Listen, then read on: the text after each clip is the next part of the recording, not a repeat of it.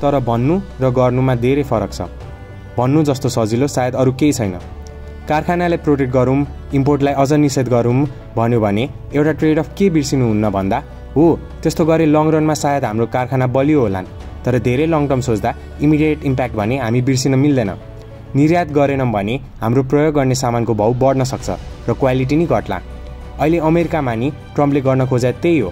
Tariff बढाएपछि विदेशी सामानहरू अमेरिकामा महँगो हुन्छन्। अमेरिकनहरूले यो भएपछि सायद अमेरिकन सामान नै किन्न रुचाउँछन् र लङ टर्ममा अमेरिकाको कारखानाहरू अझ बलियो हुन सक्छन्। एटलिस्ट यही नै सोचेर ट्रम्पले ट्यारिफ बढाउन खोजेका हुन्।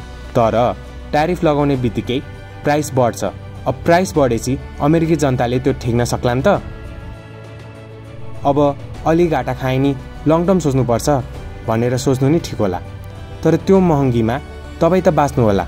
नेपाली सबैजना त्यति धनी छन् होला त? अहिले नै महँगीले कतिलाई धौधौ पर्छ। अझ बढ्न सक्ने पोलिसी ल्याउन खोज्दा मान्छेहरूले मान्लान् त? यो कुरा हामीले सोच्नुपर्छ।